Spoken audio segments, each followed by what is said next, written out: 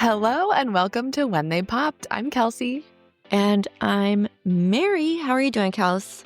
I am so excited for this episode. We haven't talked about this yet, so it'll be so fresh. I know. So today we're doing something extra special.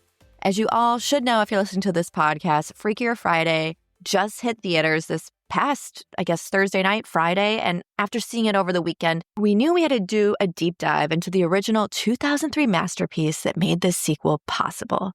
We're revisiting Freaky Friday starring Jamie Lee Curtis and Lindsay Lohan, a movie that wasn't just a hit, but a cultural phenomenon that launched Lindsay into superstardom and gave Jamie Lee Curtis one of her most iconic roles. The sequel absolutely delivered on the nostalgia and reminded us exactly why we fell in love with these characters 22 years ago. We're going to talk about the sequel, but first we need to go back to the beginning because the journey to get the original film made was absolutely wild. We're talking last-minute casting changes, terrible auditions, and some pretty crazy behind-the-scenes moments that make the fact that we got this perfect movie feel like pure luck. So grab your fortune cookies and let's switch places with the cast and crew to explore how this Y2K classic came to life and why it was absolutely worth and this makes me cringe, the 22-year wait for a sequel. I know what? But first, we need to disclaim that we do not own or claim to own any clips or performances in this episode. The purpose of these clips is for commentary and critique. Thank you, Kelsey. So first, let's set the scene. You all probably know Freaky Friday wasn't an original concept in 2003. It was actually based on Mary Rodgers' 1972 novel and had already been adapted twice before. The most famous version was Disney's 1976 film starring Barbara Harris and a young Jodie Foster as Annabelle, the daughter who switches bodies with her mom. So I thought it was interesting that Annabelle, so we still have that continuity. But I haven't seen the original, the 1976 one. Have you, Mary? I think I may have seen it at my grandma's when I was really okay. young. Yeah, I love think that. So I knew this story from the Disney 1995 remake, and I used to watch it all the time. I loved it. It had Shelley Long from Cheers, Troop Beverly Hills, the Brady Bunch movie. I love Shelley Long so much. And Gabby Hoffman, who was the cutie little girl in Uncle Buck, and she was in Now and Then. I fucking love Now and Then. And this was a made-for-TV movie for ABC, and it was part of their wonderful, I just got Botox in my upper lip, and I literally can't talk. My lip flip is literally giving me a speech impediment. So this was a made-for-TV movie for ABC as an episode of The Wonderful World of Disney. Man, I slayed The Wonderful World of Disney series. You did. It gave us so much good stuff. And this was, the Freaky Friday installment was a part of 4 remakes of live action Disney films that were produced for ABC during this time. So 1994 to 1995, we were getting a lot on ABC. The other 3 were The Shaggy Dog, The Computer Wore Tennis Shoes, and the last one was Escape to Witch Mountain. I don't remember The Computer Wore Tennis Shoes, but I watched The Shaggy Dog all the time, and I watched Escape to Witch Mountain all the time, too. I love The Shaggy Dog. The Computer Wore Tennis Shoes sounds like a very interesting concept that I would like more information on. It's giving very Y2K, right? Yes. Personifying, humanizing technology. I'll have to watch that one. But what I loved about the 1995 remake, it's a little different. So when I watched the Lindsay Lohan 2003 version of it, there were some differences that made it feel still fresh and new. In the 1995 Disney version, it's a pair of magical amulets that cause Annabelle and her mom, Ellen. They changed her name in this one. I think they changed the mom's name in all of them to make them feel a little bit more modern. But Annabelle, her name stays the same throughout, which I love. So that's what causes them to switch bodies for the day. But in the 1995 Disney version, Ellen is a fashion designer and Annabelle is on the swim team, but her mom doesn't know how to swim. So that's sort of where instead of not knowing how to play guitar, like the Lindsay Lohan version, her life is literally in danger when she goes to swim practice. And in the original film, and apparently this is also in the book, Ellen and Bill, her love interest, they're married. And Bill is Annabelle's stepfather. But in the 1995 version, Ellen is a single mom and Bill is like her new sweetheart boyfriend. And that is what stays true in the Disney 2002 version as well. So I think the 1995 version gave us a lot of similar storylines that we'd see later in the Lindsay Lohan version.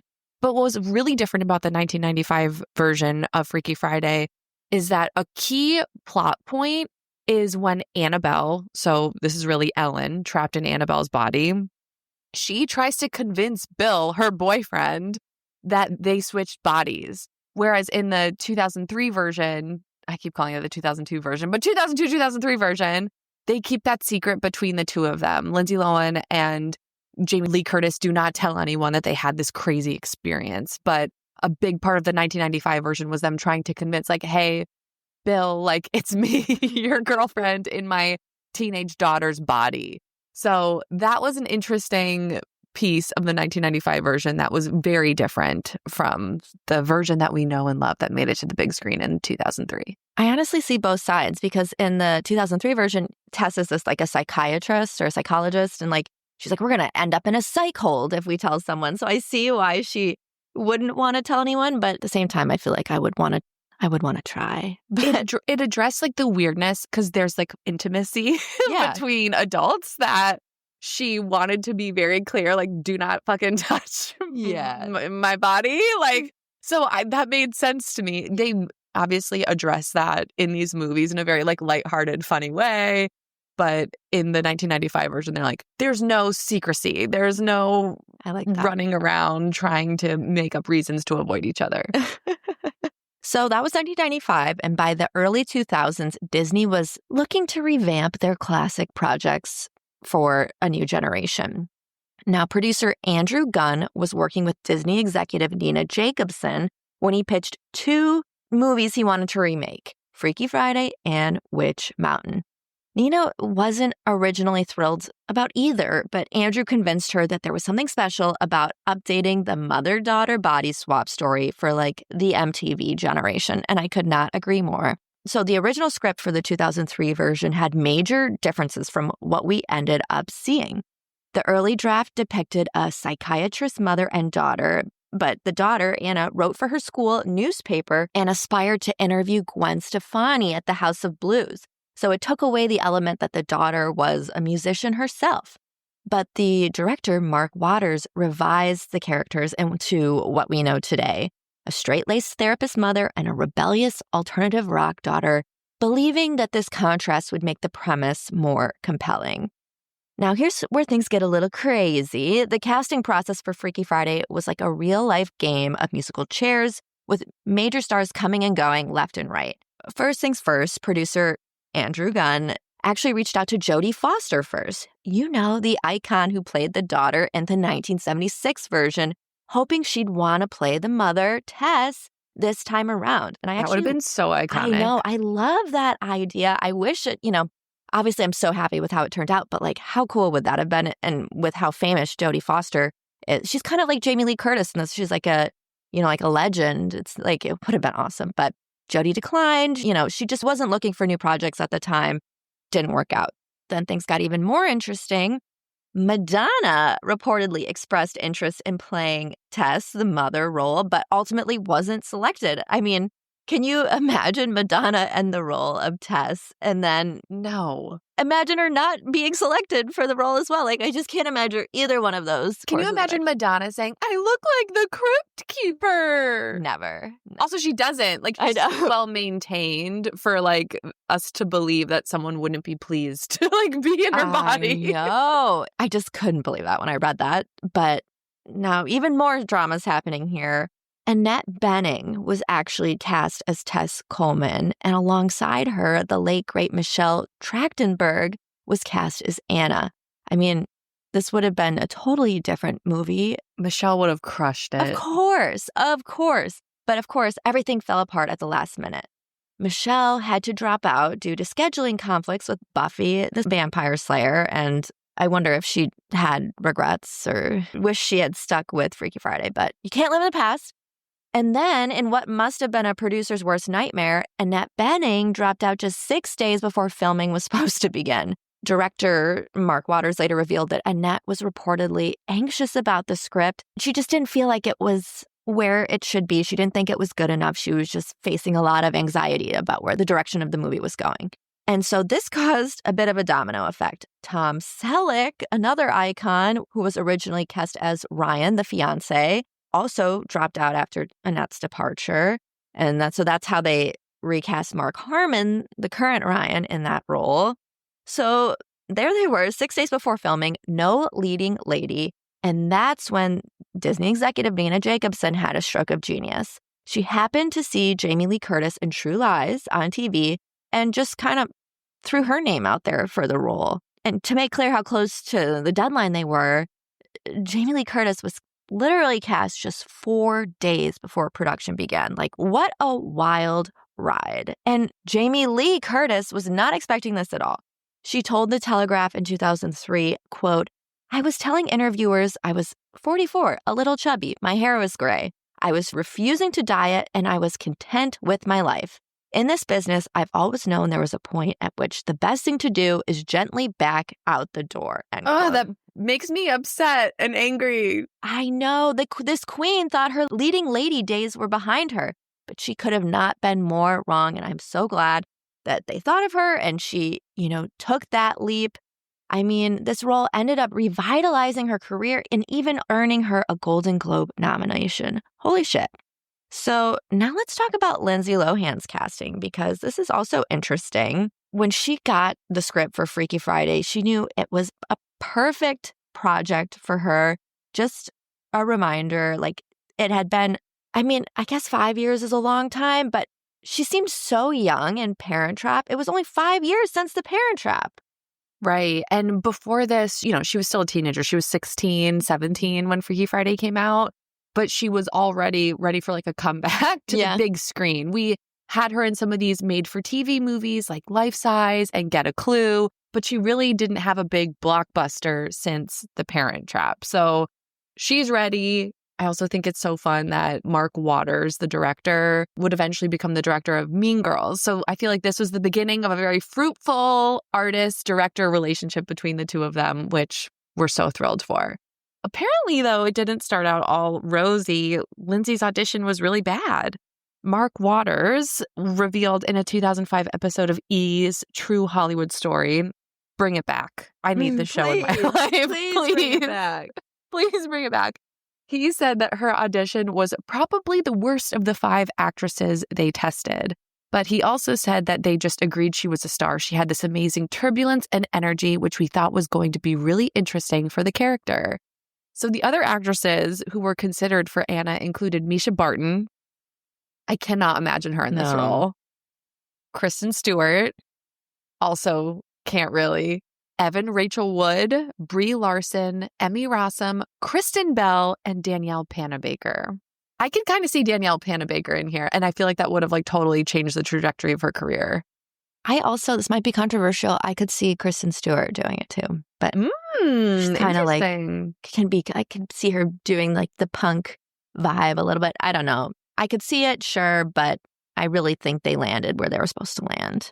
And there is some magnetism, whatever, with Lindsay. She just has that charisma. Even walking out of the theater to see Freakier Friday yesterday, there was this older woman. We were all just walking out at the same time. And she was like, there's just something about Lindsay where when she's on the screen, you can't look away. And I was like, yeah, she's always been like that. Unprompted. This woman literally said the same thing that Mark Waters suspected back in 2002. So there's a fun detail about Lindsay's character development that I didn't know before this. Anna was originally written as a goth, a total goth. Mm-hmm. But Lindsay apparently felt that persona was a little too alienating. But who didn't go through a goth phase, I ask you? And she auditioned in more of a preppy style. And the character was ultimately rewritten as a grunge-influenced character instead. So it was that midway point. She's more the emo punk vibe, which felt a little bit more accessible to audiences. And if you look at the music landscape during the time this movie came out, it was right on trend. We were all doing the heavy black eyeliner. It worked perfectly. And something else that's interesting about Lindsay's preparation for the movie is she reportedly spent time shadowing real therapists to try to understand Tess's profession a little bit better and be more convincing when she was pretending to be this 40-year-old therapist stuck in a teenage body. So I thought that was really interesting, going method in a way. But I will say, in rewatching this movie, even my husband was like, Lindsay nailed it. Like, he felt like she did a much better job pretending to be a therapist than even Jamie Lee Curtis did pretending to be Lindsay. So speaking of casting, there's a really great story about Chad Michael Murray's character, Jake. Originally, Jake was just a teeny tiny part of this script. He was just supposed to be like, this cute guy that Anna had a crush on, a couple scenes. But during rehearsals, the chemistry was just off the charts, and they decided to expand Jake's role in the script. So they added a few more romantic moments. They gave him some more scenes, and that's when they included the walking down the slow-mo hallway high school scene that we all know and love in these early 2000s movies. And it went really well with focus groups because who wouldn't want Chad Michael Murray on their screen for a little bit longer? And, it worked perfectly because it gave Anna's character more stakes in the body swap. This is her first potential boyfriend that we're talking about while her mom is in her body. And it just really made it feel more well-rounded and I think more relatable to those of us who were also grappling with our first crushes at the time. For sure. I couldn't figure out what he was. Was he an upperclassman? Something about him made me think he was a janitor because he had keys to things. I couldn't figure out who Jake was. So he gave me senior vibes. Maybe. But one of the most memorable aspects of the film, I thought, was Anna's band, Pink Slip. That has survived all these generations. We all know Pink Slip. And both Jamie Lee and Lindsay had to learn to play guitars for their roles. They were coached by Amir Durak from the band Orgy. And Lindsay reportedly practiced for over a year before filming even began. And she apparently held frequent band practices with the other Pink Slip actresses, Christina Vidal, who played Maddie, and Haley Hudson, who played Peg. By the way, more casting drama, Kelly Osbourne was originally cast as Maddie, the role of Christina Vidal, but had to drop out last minute when her mother, Sharon, was diagnosed with cancer. While we would have obviously loved to see Kelly in this, Christina Vidal stepped in and did an amazing job.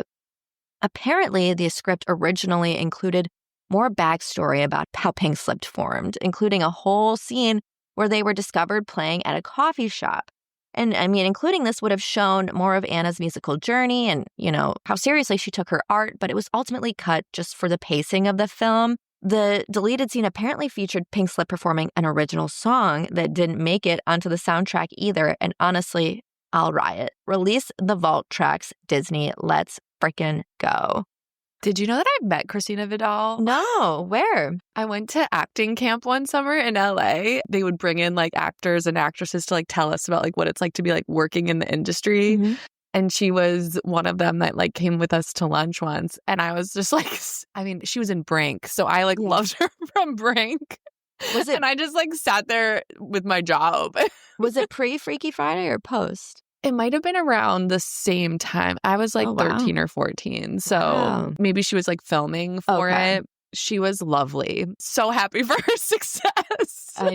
Amen. We're making the right people famous. And, I told you that Jamie and Lindsay spent a year, training on the guitar for their scenes. This was something I didn't know. Despite all that training, both guitar parts were completely dubbed over by professional studio musicians in the final film. I had always heard that they trained so much, so I assumed that they used their guitar parts for the movie and for the soundtrack, but apparently not. Bummer. And the song Ultimate, which Lindsay performs at the wedding reception with Pink Slip, was specifically added to the movie to showcase her vocal talents.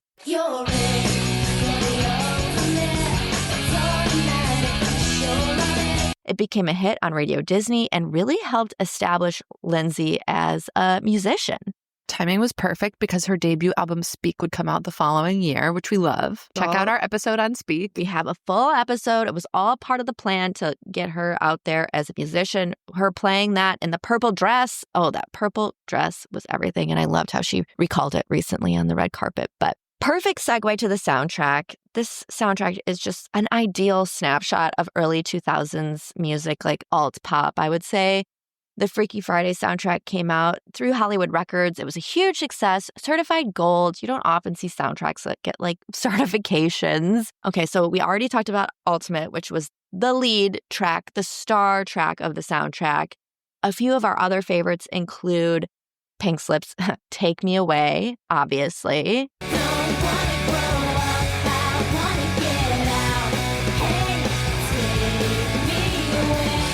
Now, Take Me Away is actually a song that was done previously by an Australian alt-punk rock band called Lash.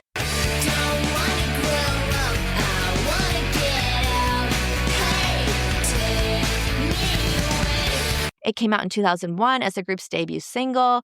It did pretty well on the Australian singles chart. So this was not like an original Disney track for Pink Slip by any means. Can we talk about Take Me Away for a second? How freaking good of a song is this? Love it. We don't have elevator music in our elevators in our building, and a bunch of my girlfriends came over after we saw the movie yesterday, Freakier Friday, and it makes an appearance in there, spoiler alert. And because we didn't have our own elevator music, we decided to sing Take Me Away. I mean, that song is available in all circumstances and works perfectly. Why wouldn't you, honestly? It's so good. That one is just so timeless. I didn't realize it was like a cover, though. That was new to me. That was new to me, too. So there was another iconic cover, but this one we actually knew was a cover. Simple Plan covered Happy Together, the Turtles song. I can't see me loving nobody but you for all my life. But they made it like a lot faster and like, oh, I can't see nobody. I loved it. When you're with me, baby, the skies will be blue for all my life. I love this cover. It makes me laugh so much. It's just like the chorus. It's like so like, oh, I can't, like you did. It's so funny, so on brand, so what I thought was good. So clever about it, though, and they did this in Freakier Friday, too, is like they took the music that the mom would have listened to and like they gave it like the Annabelle sort of treatment. Like, I'm sure Tess grew up loving Happy Together, you know? Yeah. And then her daughter likes the Simple Plan version of it. So I thought that was like a fun little nod to the generational divide that is obviously so central to the movie itself and the core themes. I love that as like a little soundtrack Easter egg. I have that note. Like I said, the same thing. Like what made the soundtrack so special was how it mixed like established artists with newer acts. I wish they had done that more in the new album. I just didn't see that as much as I noticed it in this first soundtrack. But I also liked the American Hi-Fi's The Art of Losing. Knock me down, I'll keep on moving. It's the art of losing. I forget what scene it is in, but it became an immediate favorite of mine once I got the soundtrack. Also, we got Ashley Simpson's Just Let Me Cry. So get out of my face, don't even try. You wanna help me, just let me cry. This one was actually one of her first major recordings before she became famous musically, you know, pre-autobiography. Loved this one. Other notable tracks include Bowling for Soup's cover of Baby One More Time. Give me a sign. Hit me, baby, one more time. Lilix's cover of What I Like About You. Tell me all the things that I wanna hear, 'cause it's true. That's what I like about you. That one got a lot of mileage. I feel like it was used a lot in movies around this And time. I think that became the theme song for What I Like About You, the TV show with Amanda Bynes. So that one was like everywhere. Justice for Lilix, wherever they are, honestly. I miss them so much. And then, what I like about you, just the song in general, I feel like, I don't know, it's like in every commercial. Yeah. That's one of those songs that was just like omnipresent in the early 2000s. And there was another good song I liked by Halo Friendly's Me Against the World. It's just me against the world, and the world is winning. And so what made this soundtrack so special was how it truly did not seem like songs just thrown together. Each track really complemented the film energy. And now, speaking of the perfect energy, let's talk about how that translated to the actual filming process. So production began in October 2002 and wrapped in December with a budget of just $26 million. The school scenes were filmed at John Marshall High School in LA, the same iconic school used in Grease and dozens of other Hollywood productions. Isn't that where Baby One More Time was also filmed? I believe so, because they said they wanted it At the Grease. Yeah. Right? Yeah. Another cool detail, some of the extras and the hallway scenes we see in the high school were actual students at school, which I think adds some authenticity to those busy corridor moments. There's also some great cameos throughout the film. Lindsay's real mother, Dina Lohan, appears as a wedding guest in the final scene. If you look carefully, she's the woman dancing with an older gentleman who looks directly at the camera. I miss that every time. I don't know if I've ever spotted that. And every time I'm going to go back and rewatch it and see Dina. And I never have. Have you? I feel like I probably did in high school. Maybe. When Dina was kind of like a tabloid fixture. There was a lot of interest around her as Lindsay's momager. I know. Of course, she found a way into the movie. But also director Mark Waters has a cameo. We wouldn't recognize him, obviously, but he's pulling an Alfred Hitchcock and making an appearance in his movie, and he's holding a baby at the wedding. One of the sweetest cameos is Mark McClure appearing as Boris the delivery man. I think it's when Anna's in Tessa's body and she's at the office answering all the phones and some guy delivers something, and that's Mark McClure. He actually played Annabelle's love interest in the 1976 film. So while they couldn't get Jodie, love that they were able to get someone to come back, a lovely nod to the franchise history. The opening credits feature real family photos, too. There's a lot of pictures and snapshots, and it's actually Jamie Lee Curtis with her real daughter, Annie Guest. Love that. Well, here's another behind-the-scenes story. There was, just like everything with this movie, there were some last-minute changes. Apparently, Jamie Lee Curtis's wedding dress in the final scene caused a little bit of a stir because the original dress that the costume designers chose looked amazing in person, but it just didn't look that great on camera, which is such an interesting concept to me. I don't know. When you see something in real life for the first time, you're like, wow, that looks so different in the movie. Yeah. Fascinating. So they had to rush order a replacement dress just days before filming. And, it's her wedding dress. It's got to look good. Mm-hmm. They have to sell it to us, And Jamie Lee Curtis later joked that she felt like she was having her own freaky experience, trying on all these wedding dresses in character as a woman getting married for the second time. And the dress we see in the final film was actually the backup option. Well, here's one of my favorite behind-the-scenes stories. Jamie Lee and Lindsay Lohan developed such a close bond, as we all know. They're so close during the filming that they created a secret way to verify each other's identity in text messages. Jamie Lee revealed to the New York Times that whenever she would get a text from someone claiming to be Lindsay, because I would imagine during this era, Lindsay probably went through a lot of different phones, different phone numbers, that seemed to be definitely a thing. But when she would get a text from someone saying it was Lindsay, she would ask them to prove it was really her by telling her which rap song they were trying to learn during filming. And the answer apparently was Justin Timberlake's Like I Love You. I think it's probably that rap break in the middle of it. You had me sleeping in the same bed every night. Go ride with me, you deserving the best. Take a few shots, let it burn in your chest. But if they knew the answer to that, she knew it was Lindsay. And now we all know. Now we're all going to text her. If someone has Jamie Lee Curtis's phone number, you know too can text her and pretend to be Lindsay Lohan. Let's talk about the premiere. It hit theaters August 6, 2003, literally almost exactly 22 years ago. And it was an immediate success. It grossed $22.2 million in its opening weekend. That made it second at the box office behind SWAT. I remember seeing SWAT. I literally remember being with a bunch of boys, our family friends. They were all boys. And I was like, I want to go see Freaky Friday. And they're like, well, we're going to see SWAT. So I had to go see freaking SWAT. But I'm pretty sure Colin Farrell was in it, so I wasn't complaining too much. So it went on to make $160.8 million worldwide. And remember, it had just that $26 million budget. So pretty big return on investment. So critics absolutely loved it too. It wasn't just a commercial success. It was a critical success too. We have an 88% approval rating on Rotten Tomatoes. Roger Ebert gave it 3 out of 4 stars. We know he's tough. Yeah. And he compared Jamie Lee Curtis's performance to Tom Hanks in Big, which is one of those iconic, I guess it wasn't Big isn't a body swap, but kind of. Yeah. He's swapping bodies with his older self. And he was really impressed with how convincing she was as a teenager in an adult body. And he called Lindsay's performance serious and focused beneath her teenage persona. My husband agreed. And Jamie Lee Curtis was nominated for this Golden Globe for Best Actress in a Motion Picture. Lindsay won the MTV Movie Award for Breakthrough Performance in 2004. And an MTV Movie Award was a really big deal back then. This is what really... Was the Movie Awards surfboards? Or was it the popcorn? I think it was the popcorn. Okay. The surfboards were Nickelodeon Kids' Choice Awards. Oh my God, way off. But both were really big milestones in someone's career because that's what the kids were telling you who's cool and who's not. And again, this is before Mean Girls, before Lindsay was really established as this like leading lady as a teenager. We had her in Parent Trap. Everyone loved her, knew her then. But this was her opportunity to be like, no, I'm not just a child star. This is the chrysalis years. She's emerging as a butterfly. So Pink Slip, the fictional band, was later praised by Teen Vogue as a cultural touchstone that inspired a generation of young musicians because it showed these teenage girls that they could rock out with guitars. You didn't have to just be like a pop princess like a Britney, but if you did, that's also cool too. Right.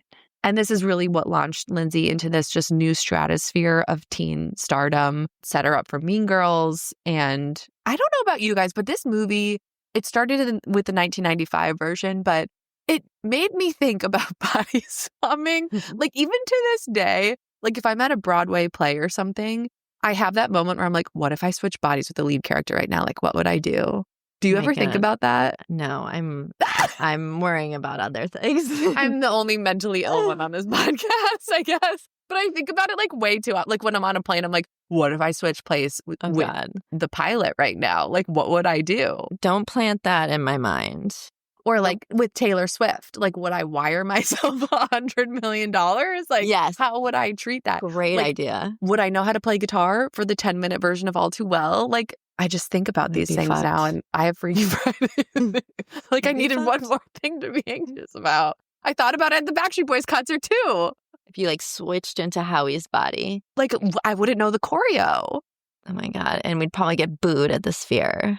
No, we would never get booed at the Sphere. If I was Howie and I switched places with him on now I'm going, I would pick myself out of the audience and let myself. Come on up. Yeah, you know the moves. We're gonna do something different tonight. Yeah.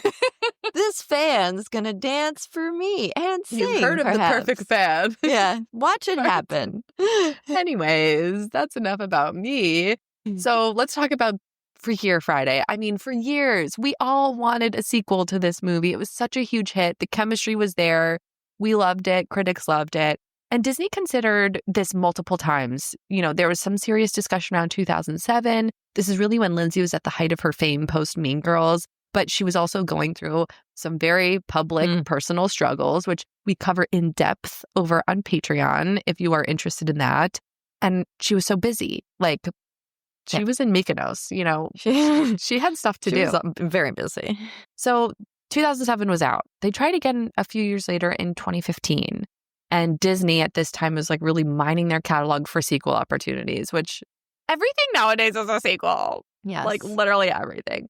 But at that point, Lindsay was living in Europe. She was focusing on other projects. Jamie Lee Curtis was really deep in the Halloween revival. You know, she already has one sequel to focus on. Does she really need another right now? Like the timing wasn't working out.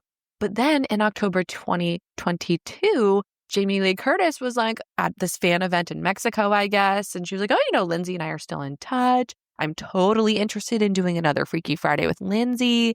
And then it was Jamie Lee Curtis who seemed to get really proactive about this. She went on The View. And I mean, if you want to be public about something, you go on The View and you talk to that table of ladies about it.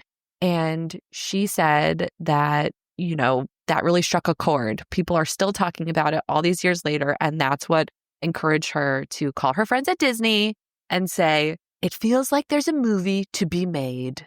And right she was. I remember, I think it was, 2022. I think it was like during COVID kind of, or right before, or like, I just remember hearing it, rumblings about it during COVID and like getting hope.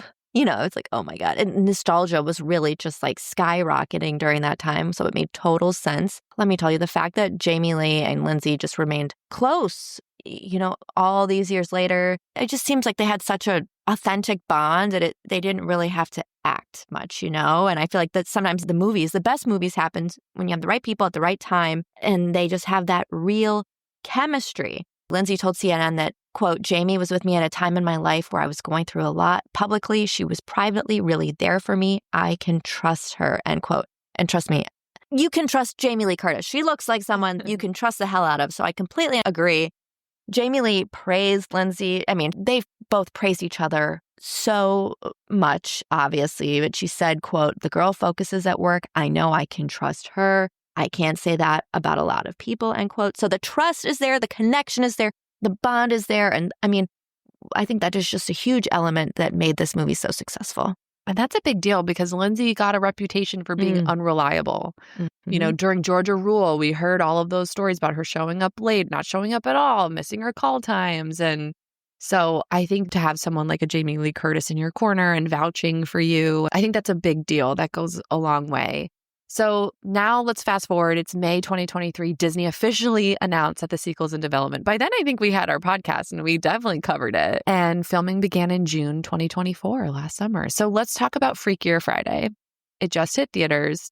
It has everyone talking. This sequel is directed by Nisha Ganatra, and she's known for Late Night and The High Note. And the script was written by Jordan Weiss from Dollface. Andrew Gunn returned as producer alongside Kristen Burr and Jamie Lee Curtis. Love that. But Lindsay served as an executive producer this time around. We love that. And what's so important to me is that almost the entire cast returned for this.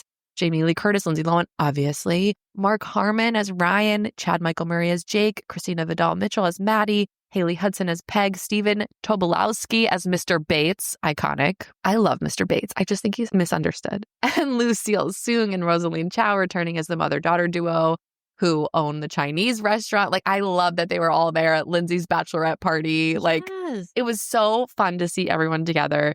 So nostalgic. And I feel like sequels really only work when you get everybody back because it tells us as the viewer that like this was worth it to them. Yes. And I don't know his name, but Lindsay's, even her little brother made an appearance. It was awesome. He was so cute in the original movie. So cute. I don't understand. I have a little brother and we had a pretty big age gap like Lindsay and her brother did in the movie. I don't understand how you could bully your little brother. Like, I just don't. So I'm glad that they're friends now as adults.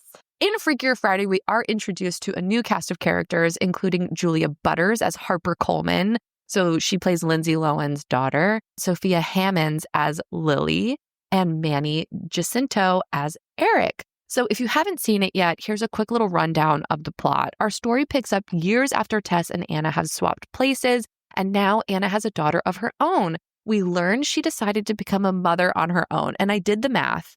In the movie, Anna is supposed to be 36 years old, and her daughter is a freshman, so like maybe 14 years old. So that means when she was 22, she decided to become a single mom. But there's themes of like gentle parenting in this one. Like, again, it's a look at the generational divide, like how Tess as a psychologist raised Anna versus how Anna is trying to raise her own daughter as like a younger single parent. It was just really interesting. So Anna shows up to school one day because her daughter Harper got in trouble because she was fighting with this girl Lily. And it turns out that Lily's dad, Eric, is single and also really hot. So Anna and Eric end up falling in love. So that leaves their two daughters, Harper and Lily, who, again, they do not get along, grappling with becoming this blended family. The plot thickens when we learn that Eric and Lily are British and they want to move back to London. So Harper, California girl, goes surfing every morning before school. She doesn't want to leave. She resents Lily and Eric because she feels like she's going to be uprooted. So there's a lot of interesting dynamics here. The stakes feel really high.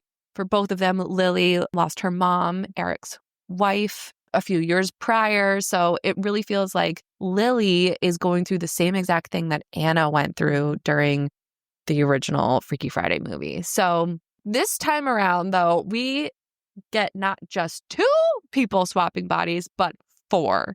Harper and Lily and Tess and Anna do like a musical chairs of body swapping.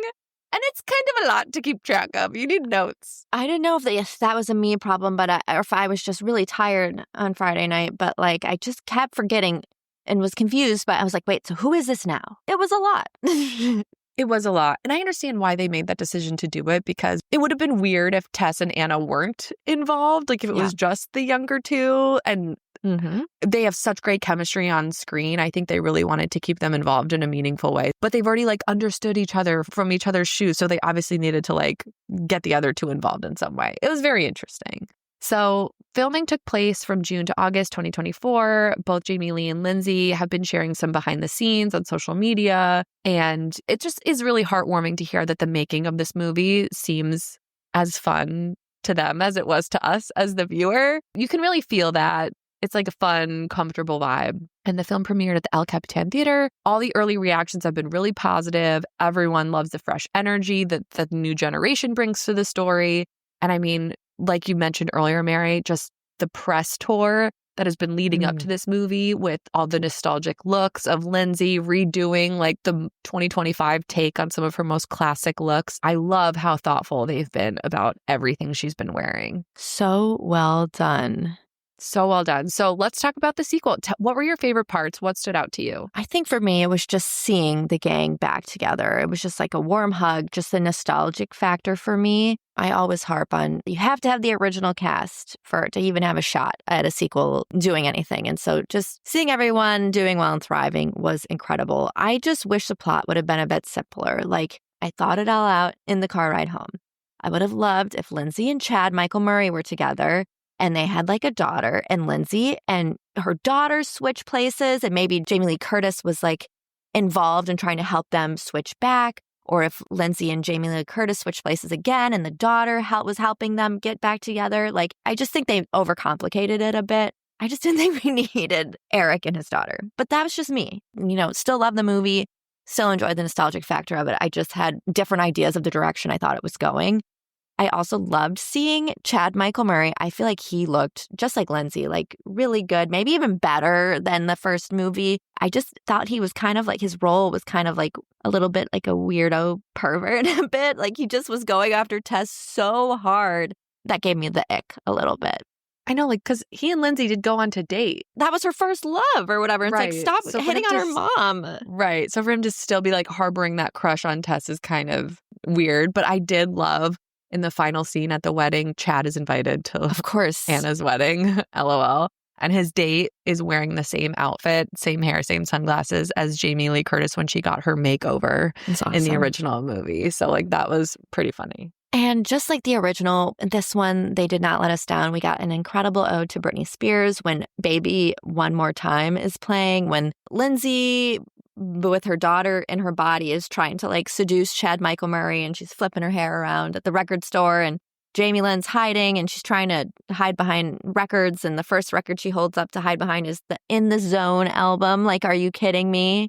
So I was curious for your take on this, because the point of this scene is Jamie Lee Curtis is trying to like conceal herself by holding up records over her face. And the whole point is for the album cover to just be like a big face. So it looks like Madonna's face on her body, Britney's face on her body. So like I got the concept, but did it bother you that Baby One More Time was playing while In the Zone was being displayed? Never. I will take any and every positive ode to Britney, even if it's mismatched. And Love that. like they had to bring back Baby One More Time, but In the Zone is like a headshot. So like I get why they had to use that one. You know, I don't know. I think she also held up Madonna's Ray of Light album, which is equally iconic. I just love that they give the girlies their flowers.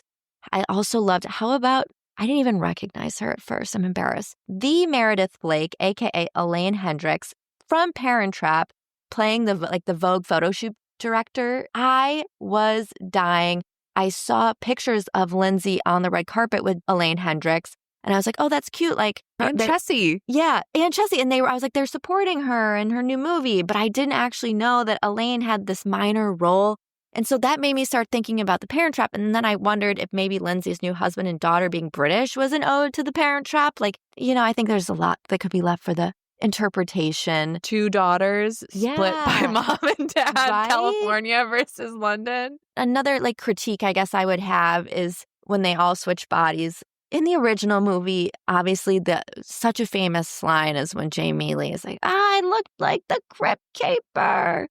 And that did so well in the first movie, but I feel like this one, they just like went overboard, going on and on about how old. It seems like they were trying to recapture like the magic that one line just happened to have, and it just felt like a little overdone. Yeah, like, oh my God, I just peed myself like 8 times. Yeah, and we're like, okay, we get it. Like, you think you look old. I got it. Was she that cruel? Like, I don't know. She's like a refined, like British, I don't know. I guess if you switch bodies with someone who's like 70 years old and you're 14, you'd be like, what the fuck? But I don't know. The things she was saying just It was out. I agree. It was a little overdone. I also didn't see it. I thought she was like kind of bitchy to like Harper. Like they were both like kind of like catty with each other. But I just, then when she went into Jamie Lee Curtis's body, she just was like this like funny slapstick comedy. I just didn't see her personality like carried over at all. And she just said Los Angeles.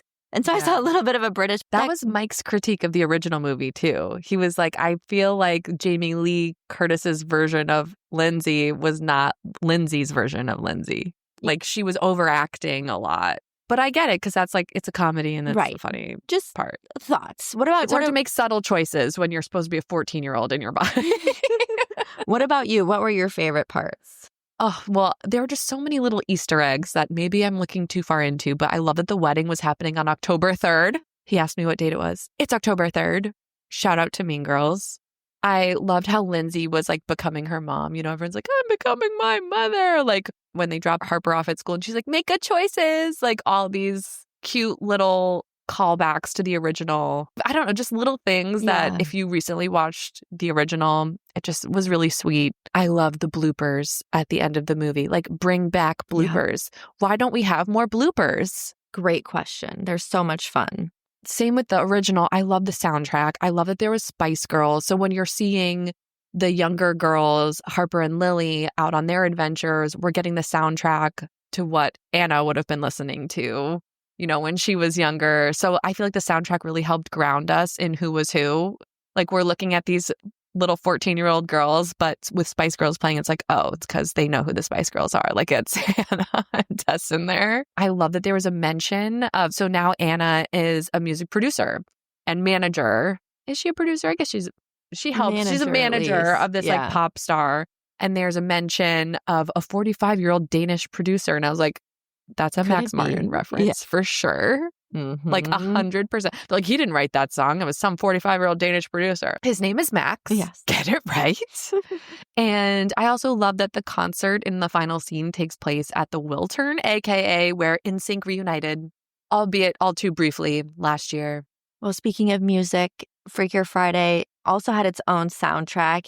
And I think I can speak for myself, but generally that the expectations were high given how incredible the first one was. The big musical callback is the new version of Pink Slip's Take Me Away. It gets a 2025 update.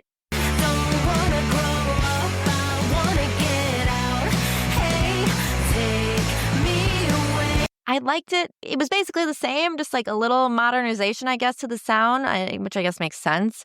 I would have loved a new Pink Slip original track, though. Like, if we're going to make a sequel, let's go all out. Let's give the people what they want. No holds barred. The soundtrack also has a new song from Lindsay called Baby. I just keep on coming back. I'm your good and I'm your bad, 'cause you're my baby. There's a version with her and her daughter. There's a version just with Lindsay, and there's like an acoustic version. But like these three different versions, while it was a cute mother-daughter song, I just would have loved more original music. Like, give us 2 Lindsay tracks instead of like 3 versions of the one track. You know, I don't know. I just feel like those are kind of missed opportunities. I feel like, though, in our last episode, we talked about Lindsay like not joining Pink Slip for a lot of the promotional tour. And I do feel like the story kind of answered that, because like she left the band to go pursue a more managerial role when she decided to have her daughter. So I think that's probably why she wasn't participating in the live performances, because like she left the band. I know, but like I was like, okay, they can make a case for why she wouldn't be performing with them now. I don't agree with that decision, certainly but not. I was like, oh, okay, she's not in the band anymore. I get it.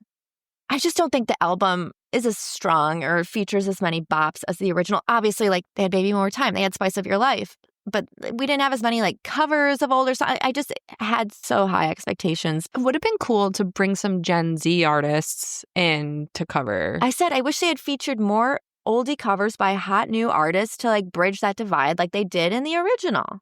Mm-hmm. You know, like cover one, you know, Baby One More Time by some Gen Would Z. you be okay with that, though? Well, I would have understood what they were doing.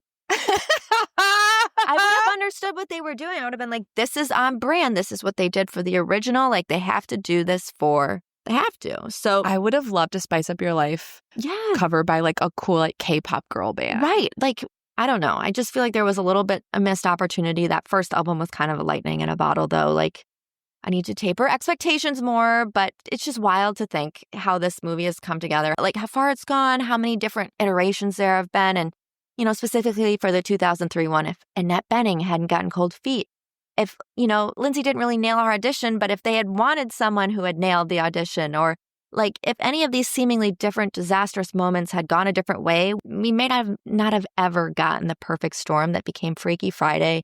Clearly, some of the best things really do come from complete chaos.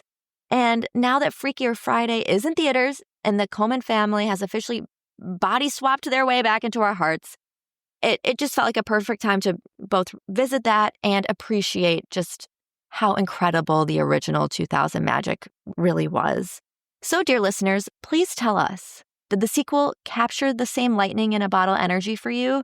Did seeing Jamie Lee and Lindsay together give you all the feels? Did it live up to the magic of the original? Let us know. And before Kelsey tells you where to find us and how to follow us, we do have a new review this week. It is short and sweet, but we love all positive reviews, regardless how short or long. And this is from Brittany for Dummies. She gave us 5 stars, said, "Love your Jersey Shore episode. I hope y'all do Teen Mom and Keeping Up with the Kardashians too." Ooh, thanks for the suggestion, Brittany, for dummies. And thank Brittany you for smarties. Yes, great idea. Thank you so much for listening and leaving us a 5-star review. It really helps us. Kelsey, take us out. Make sure you guys are following us at When They Popped Pod on IG and TikTok if you aren't already. We have a very exciting trip coming up that I think you're going to want to follow along for. Wink, wink. And if you haven't already, check out our Patreon. We're When They Popped on Patreon.